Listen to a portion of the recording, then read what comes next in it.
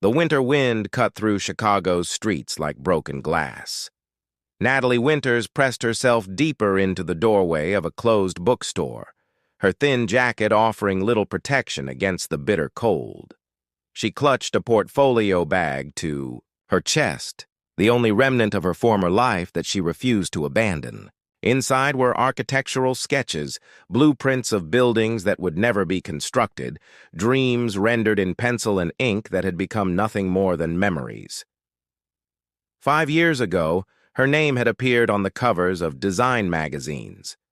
Natalie Winters, the architectural prodigy who transformed ordinary spaces into breathing works of art. Her firm had been featured in Architectural Digest, and her marriage to Julian Ashford, the real estate magnate, had been called the union of vision and ambition. Together they were unstoppable, or so the world believed. Now she stood invisible among the evening crowd, watching strangers hurry past with their warm coats and purposeful strides. Nobody recognized her anymore. The woman who once commanded. Boardrooms now counted the coins in her pocket, hoping for enough to buy a cup of soup. Her reflection in the bookstore window showed someone she barely knew, hair pulled back in a messy knot, eyes rimmed with exhaustion, cheekbones sharper than they should be. The weight of yesterday. Her stomach growled, reminding her that she had eaten only a stale bagel someone had left on a bench that morning. Natalie started walking, her feet carrying her toward the one place that had shown her kindness in recent weeks. The neon sign of Clara's Corner Cafe glowed softly 3 blocks away, a beacon of warmth in the cold night. The scandal had destroyed everything. One day she was presenting designs for a sustainable housing project. The next, she was accused of embezzling funds from the Ashford Foundation, the charity she and Julian had built together. The evidence had seemed damning. Bank transfers she never made, forged signatures, emails she never sent. Julian had looked at her across their marble kitchen island, his face carved from stone, and asked the question that shattered her world. "Did you do it, Natalie? Did you steal from people who trusted us?" She had reached for him, tears streaming down her face. "How can you even ask me that? You know me, you know my heart." But he had stepped back, and that single step had felt like miles. "I thought I did. The board is demanding answers. My lawyers say the evidence is overwhelming." "Then the evidence is wrong," she had screamed. "Someone is setting me up. Please, Julian, you have to believe me." His silence had been louder than any accusation. Within a week, divorce papers arrived. Within a month, her firm had collapsed, clients fleeing like startled birds. Within 3 months, she could not afford her apartment. Her friends, those glamorous people who had filled their penthouse with laughter and champagne, vanished like smoke. A stranger's kindness. The bell above Clara's Corner Cafe chimed softly as Natalie pushed open the door. Warmth enveloped her immediately, along with the rich aroma of coffee and fresh bread. Clara Martinez looked up from behind the counter, her round face breaking into a genuine smile. "There you are, honey. I was getting worried," Clara said, her accent carrying the musical rhythm of her Puerto Rican heritage. "Come sit. You look frozen solid." Natalie slid onto a stool at the counter, grateful beyond words. Clara was perhaps 60, with silver streaking. Through her dark hair and eyes that had seen enough of life to offer compassion without judgment. She placed a steaming bowl of vegetable soup in front of Natalie without asking. "Clara, I cannot keep accepting free meals," Natalie protested weakly, though her hands were already wrapped around the warm bowl. "You help me clean at closing time." "That is worth something," Clara replied firmly. "Now eat before it gets cold." As Natalie ate slowly, savoring each spoonful, she noticed a man sitting in the corner booth. He had been coming every evening for the past 2 weeks, always ordering black coffee, always sitting alone with a newspaper. He wore expensive clothes that he tried to make look casual, a charcoal sweater and well-tailored pants. His face was partially hidden behind the newspaper, but something about him felt familiar in a way that made Natalie's chest tighten. When he left, he always placed money under his saucer. Clara had shown Natalie the first time $100 bill for a $3 coffee. "Your guardian angel," Clara had whispered. "He watches you when you are not looking. Tonight was no different." The man stood, adjusted his coat, and walked out without a word. Clara collected the bill and showed it to Natalie along with something else, a note written on expensive stationery.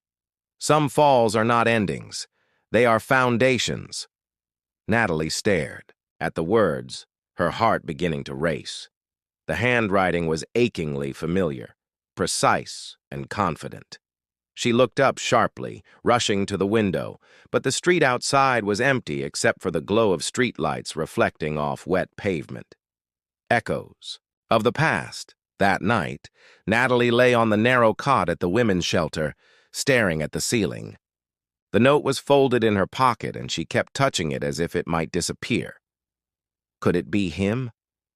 After 5 years of silence, after destroying her life and walking away, would Julian Ashford sit in a corner cafe watching her struggle? Questions chased each other through her mind until exhaustion finally claimed her.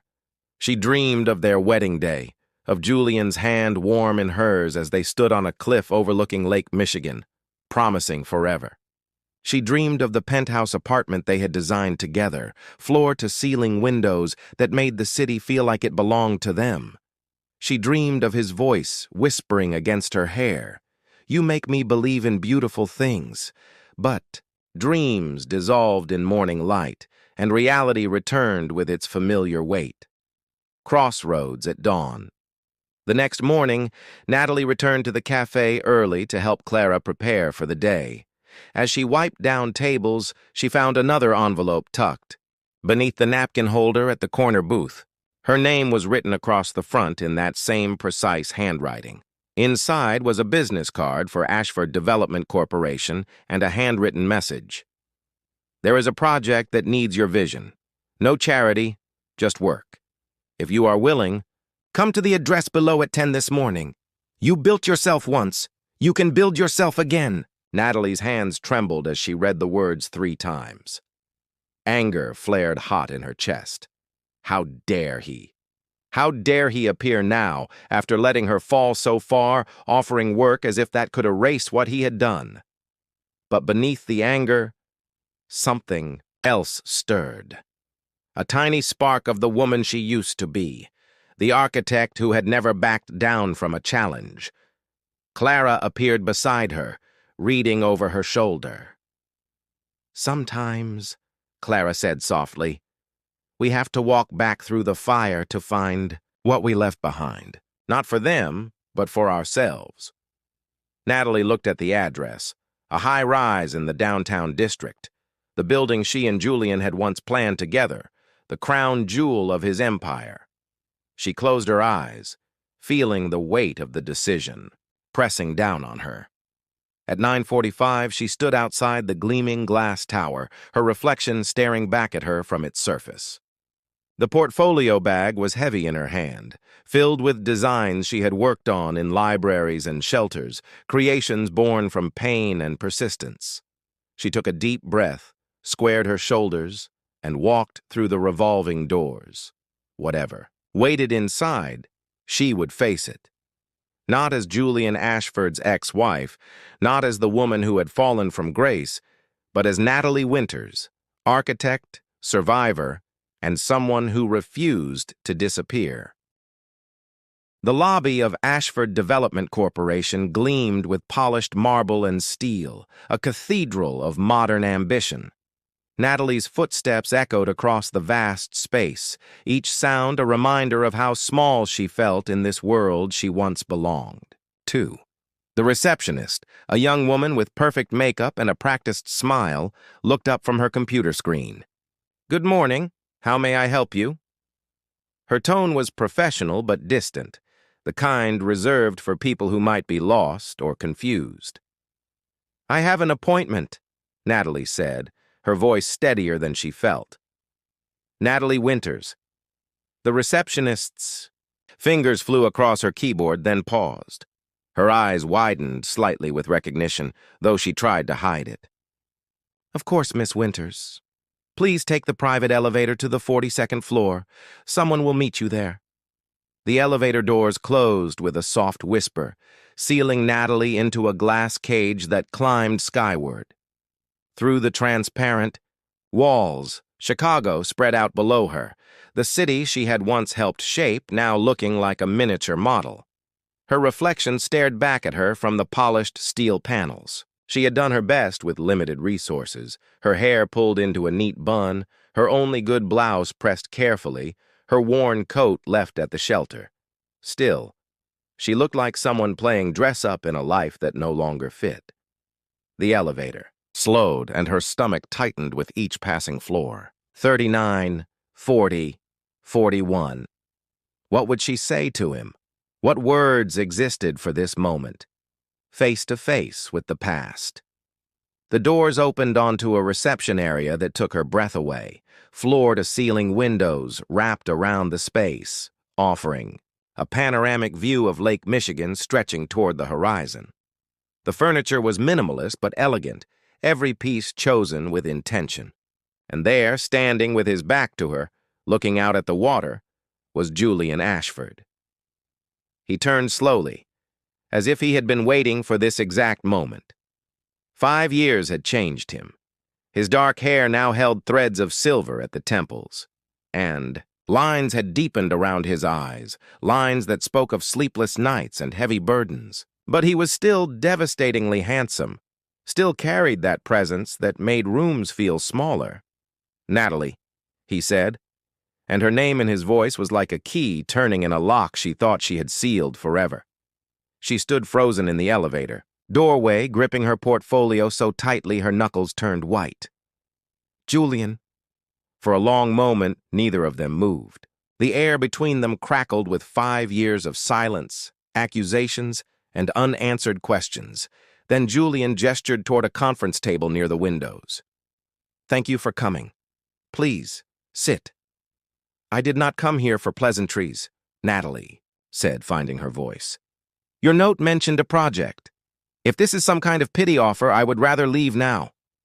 Something flickered across his face. Pain, maybe, or regret. "It is not pity. The Ashford Foundation is building a community center in the South Side. We need an architect who understands how spaces can heal people, not just house them. You always had that gift." "Had," Natalie repeated bitterly. Past tense. That woman does not exist anymore. "I think she does," Julian said quietly. "I have seen your recent work." Her head snapped up. "What are you talking about?" He walked to the conference table and spread out a series of photographs. Natalie's breath caught. They were pictures of her sketches, drawings she had done in libraries, and parks, designs for affordable housing that incorporated natural light and green spaces. Designs she had never shown anyone except Clara, who had encouraged her to keep creating even when it seemed pointless. "How did you get these?" she demanded. "Clara Martinez sent them to me 3 months ago," Julian admitted. "She tracked down my office and sent a package with a letter explaining that a brilliant architect was wasting away because of injustice. She said if I had any decency left, I would look at the work and remember what I had lost." The truth begins to surface. Natalie sank into a chair, her legs suddenly unable to support her. "Clara did that? She never told me." "She loves you," Julian said simply. "The way people should love, without condition or judgment." He paused, his jaw tightening. "The way I failed to." "Do not do this," Natalie said, her voice shaking. "Do not stand there and pretend you care now. You had your chance to believe in me, Julian. You chose to believe bank statements and forged emails instead. You chose to protect your empire over protecting your wife." "I know." The words came out raw, scrapped from somewhere deep. "I know what I did. I destroyed us because I was afraid." "Afraid of what?" she challenged. "Afraid that your perfect life had a flaw?" Afraid that trusting me might make you look weak? Julian crossed to the window, his reflection ghostly in the glass. Afraid that I was not enough, that you married me for what I could give you, not for who I was. When the evidence appeared, it confirmed every insecurity I had ever buried. My father used to say that everyone has a price, that love is just another transaction. I thought I had escaped that cynicism by marrying you, but when the scandal broke, his voice was all I could hear. Natalie stood, anger giving her strength. So you threw me away because of your father's poison? You let me lose everything, my career, my home, my dignity, because you were too damaged to fight for us? Yes, he said, turning to face her. And I have lived with that choice every single day since. I see you in every building I construct, wondering if you would have designed it better. I hear your voice in every empty room, reminding me that spaces should breathe. I wake up reaching for you and find only absence. Cracks in the wall, tears burned in Natalie's eyes, but she refused to let them fall. Beautiful words, Julian. But words do not pay rent. Words do not erase the nights I slept on park benches or the days I went hungry because nobody would hire the woman accused of stealing from charity. You want absolution? I cannot give it to you. I am not asking for absolution, he said. I'm asking for a chance to do what I should have done 5 years ago. Fight for the truth. Natalie laughed, a sharp, broken sound. The truth? It is a bit late for that. Julian walked to his desk and pulled out a thick folder. 6 months ago, I hired a private investigator. Not because I doubted the original evidence, but because I could not live with myself anymore. I needed to understand how I had been so blind. He placed the folder on the conference table. This is what he found. With trembling hands, Natalie opened the folder. Inside were documents, bank records, email trails, security footage timestamps. Her eyes scanned the pages, struggling to make sense of what she was seeing. Your former assistant, Garrett Phillips, Julian explained.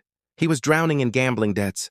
He had access to your passwords, your signatures, your email accounts. He created the false trail and made it look like you were embezzling funds. By the time anyone suspected him, he had fled to Panama with nearly $2 million. Natalie's vision blurred. You knew about this 6 months ago? I have known for 6 months, Julian confirmed, and I have spent every day since trying to find you. You disappeared so completely. No forwarding address, no social media, no trace. It was like you had become a ghost. Then Clara's letter arrived with your sketches, and I finally had a thread to follow. So you have been the one leaving tips at the cafe, Natalie said, the pieces falling into place. Watching me from the corner booth? I needed to see that. You were all right, Julian said. Before I came back into your life and potentially made things worse. I needed to know you were surviving.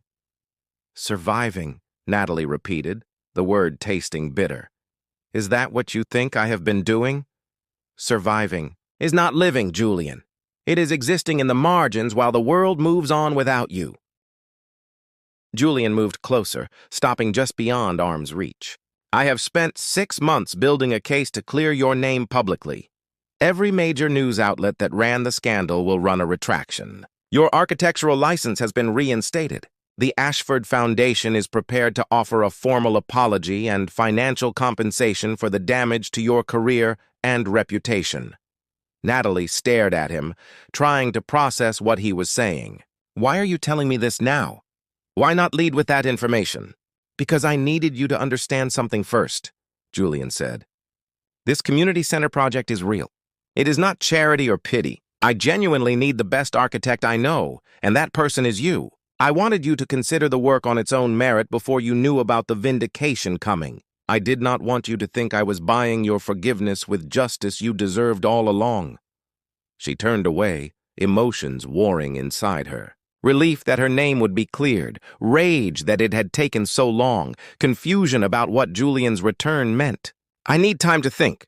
Of course, Julian said immediately. Take all the time you need. The folder is yours. My investigator's contact information is inside if you want to verify anything independently. And this He pulled out an envelope. This is a contract for the community center project. Standard terms, fair compensation. No strings attached to anything personal between us. Natalie took the envelope but did not open it. What do you want from me, Julian? Really want? He was quiet for a long moment, choosing his words carefully. I want you to have back what I helped take away. Your career, your reputation, your future. What I want for myself is something I have no right to ask for. So I will not ask. I will just try to be worthy of the second chance I do not deserve. Walking away. Walking toward Natalie moved toward the elevator, her mind spinning. At the door, she paused and looked back at him. He stood framed by the windows, the city stretching behind him, looking more alone than she had ever seen him. That note you left at the cafe, she said, about falls being foundations. Did you mean that, or was it just something pretty to write? I meant it, Julian replied. You fell because I failed you. But you built something from that fall. Those sketches Clara sent me, they are better than anything you designed when we were together. They have depth and humanity that comes from understanding pain. You became a better architect by surviving what should have broken you. And what did you become? She asked. His smile was sad. Someone who finally understands that empires mean nothing without the people who make them feel like home. The elevator doors opened. Natalie stepped inside, turning to face him one last time before the doors closed. I will read the contract. I will consider the project. But Julian, clearing my name, does not clear what happened between us. It does not erase 5 years, I know, he said. I am not trying to erase them. I am just trying to make sure the next 5 years are different, for both of us. The doors closed, and Natalie descended through the glass tower, clutching the folder and envelope to her chest. Through the transparent walls, Chicago spread out around her, full of possibility and uncertainty. Somewhere in those streets was Clara's cafe, where soup waited and wisdom was served alongside coffee. Somewhere in those streets was the shelter where women like her found safety for another night. And somewhere in the floors above, a man stood at a window, watching the city and hoping that foundations could be built from ashes. 3 days passed before Natalie returned to Ashford Development Corporation. She spent those days reading every document in Julian's folder, verifying details with the investigator, and sitting with Clara in the quiet hours after the cafe closed. Clara listened without judgment as Natalie wrestled with decisions that felt too heavy for one person to carry. What does your heart tell you? Clara had asked on the third night, pouring them both tea. My heart is confused, Natalie admitted. It remembers loving him. It also remembers being destroyed by him. Then maybe listen to your hands instead, Clara suggested, nodding toward the sketches spread across the table. Your hands never stopped creating, even when everything else fell apart. What do they want to build now? Natalie looked at her designs for the community center, pages she had worked on obsessively since leaving Julian's office. Her hands had answered before her heart could catch up. They wanted to build something that mattered, something that would give people hope the way Clara's cafe had given her hope. Now she stood in a design studio on the 40th floor, surrounded by drafting tables and computer screens. Julian had given her complete creative control and a team of 3 junior architects who looked at her with cautious respect. They were young enough not to remember the scandal, hired based on talent rather than connections. The foundation wants a traditional community center, Julian explained during their first official meeting, standing carefully on the opposite side of the conference table. Recreation rooms, computer labs, meeting spaces. But I told them we would deliver something better. Something that understands what community actually means. Natalie spread her preliminary sketches across the table. Community is not about programs and schedules. It is about creating spaces where people feel safe enough to become themselves. The building should breathe with them, grow with them. She pointed to her designs, showing courtyards that invited gathering, windows positioned to track natural light throughout the day, and flexible spaces that could transform based on need. Children should be able to run without feeling confined. Teenagers need corners where they can talk without being overheard. Adults need rooms that respect their dignity while offering support. Julian leaned over the sketches, and for a moment, they were just 2 architects discussing a vision. This section here, he said, pointing to a glass-enclosed garden. It reminds me of the hospital wing you designed early in your career. The one that reduced patient recovery time because it brought nature inside. Natalie was surprised he remembered. You paid attention to that project? I paid attention to all your projects, Julian said quietly, even when I was too proud or too stupid to tell you. The weight of what was lost working together revealed how much had changed and how much remained stubbornly the same. Julian still arrived before dawn, his coffee already cold by the time the rest of the team appeared. Natalie still lost herself in designs, forgetting to eat until someone reminded her. They developed a careful rhythm, professional and distant, like dancers who once knew each other's movements but now had to relearn the steps. But there were moments when the past crashed through their careful boundaries. One afternoon, Natalie was reviewing structural calculations when she noticed Julian standing motionless by the window, his reflection troubled in the glass. "What is wrong?" she asked before she could stop herself. He turned, looking exhausted in a way that went beyond physical tiredness. "I just came from a meeting with the board. They are pushing back on the budget for your design. They want something cheaper, more standard." Natalie felt the familiar spike of anxiety. "Are you going to let them change it?" "No," Julian said firmly. "I built this company, and I can make decisions that are not about profit margins." But it made me think about how often I did let them influence me before. How many times I chose the safe path over the right one. He paused. "Including with you." "Julian, we do not have to do this," Natalie said, uncomfortable with the vulnerability in his voice. "Yes, we do," he insisted, "because I need you to understand something. When Garrett Phillips created those false documents, my chief financial officer brought them to me first, Richard Thornton. He told me the evidence was clear and that protecting you would destroy the company's reputation. He said I had to choose between my wife and my legacy." Natalie set down her pen, her hand suddenly cold. "And you chose your legacy."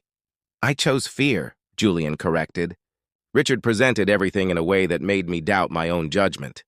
He kept saying that love makes people blind, that I was too close to see the truth. He worked on every insecurity I had until I could not see anything except the possibility that I had been fooled. His voice cracked.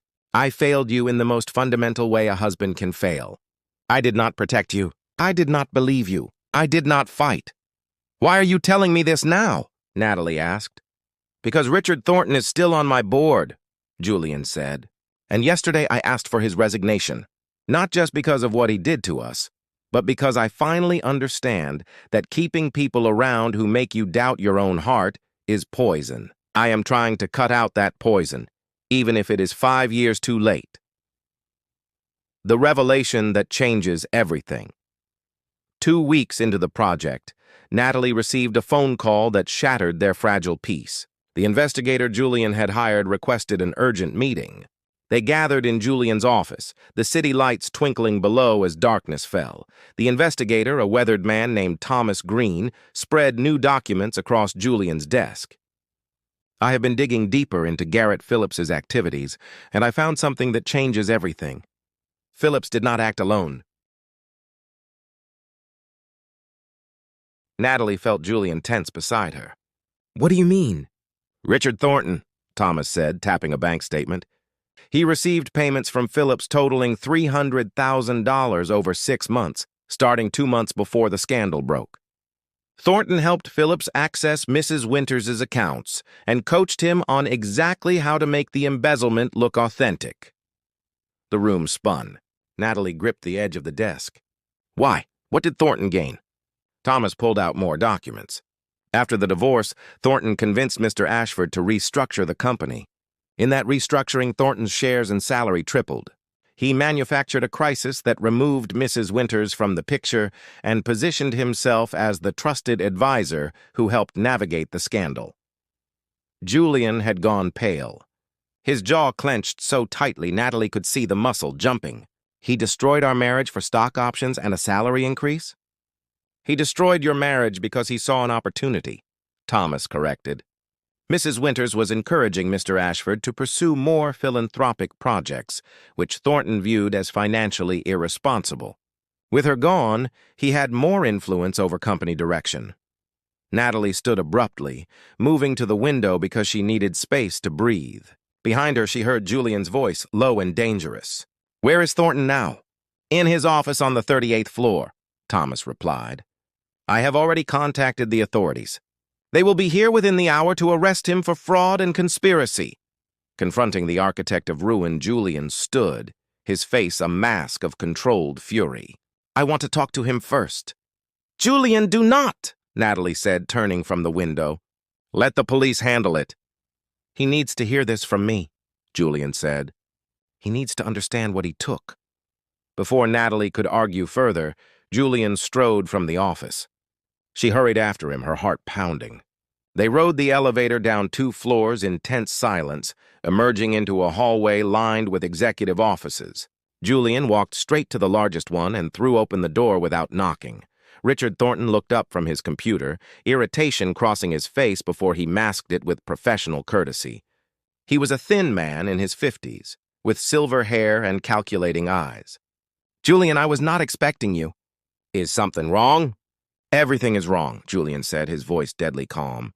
"But it is about to be made right." Thornton's eyes flicked to Natalie, and something like recognition flickered there, followed by something that might have been fear. "Mrs. Ashford, this is unexpected." "It is Winters," Natalie corrected coldly. "And yes, I imagine seeing me is quite unexpected, considering you worked so hard to erase me." Thornton stood slowly. "I do not know what you are talking about." Julian placed the bank statements on Thornton's desk. "We know everything. The payments from Phillips, your coordination of the false evidence, how you used the scandal to increase your own power and wealth. The police are on their way." For a moment, Thornton's mask slipped, revealing the cold calculation beneath. Then he laughed, a sound devoid of humor. "You cannot prove intention. I can claim I was deceived by Phillips just like everyone else?" "Perhaps," Julian acknowledged. "But your career is over regardless, and I will spend every resource I have making sure everyone knows exactly what you did. You will never work in this industry again." Thornton's composure finally cracked. "You were weak, Julian. You let your wife distract you from building something great. I did what was necessary to protect this company." "You destroyed a good woman to serve your ambition," Julian said, his voice shaking with restrained rage. "You manipulated my grief and insecurity. You turned me into someone I barely recognized. That is not protection. That is corruption. The healing begins." The police arrived and led Thornton away in handcuffs. Natalie watched from Julian's office window as they placed him in a patrol car, its lights painting the street in alternating red and blue.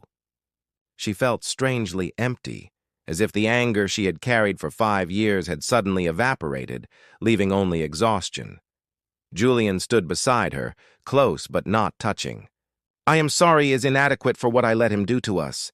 "Yes, it is," Natalie agreed. "But it is also a start." He turned to look at her. "What do we do now?"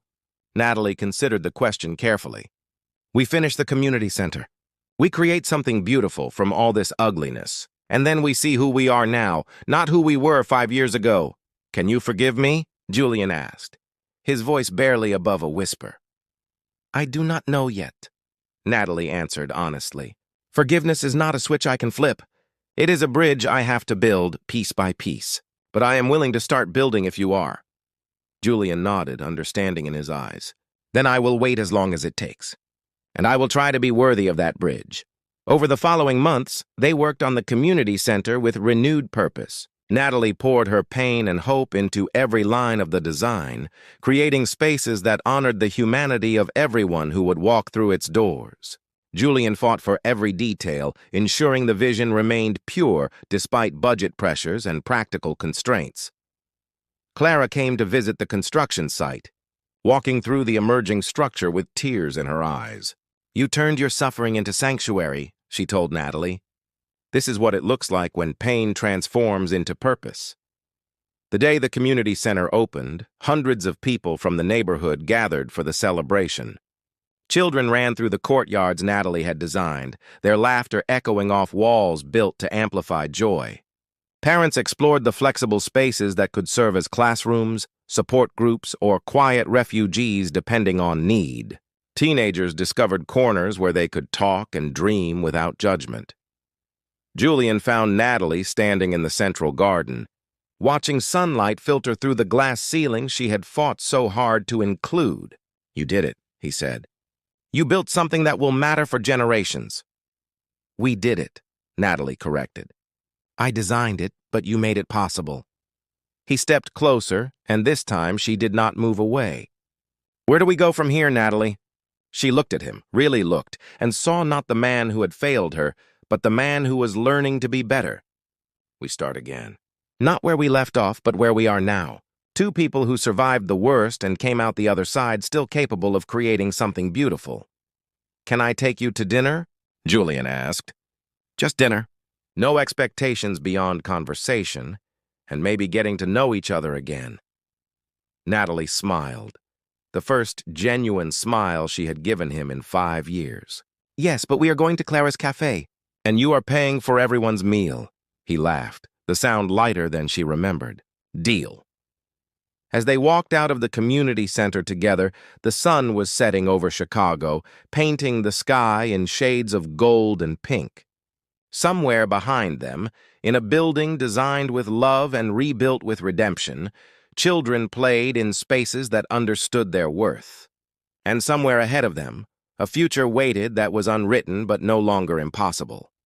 Natalie reached for Julian's hand, and when he took it, the gesture felt like both an ending and a beginning. They had fallen from grace together. Now, perhaps, they could learn to rise. The end.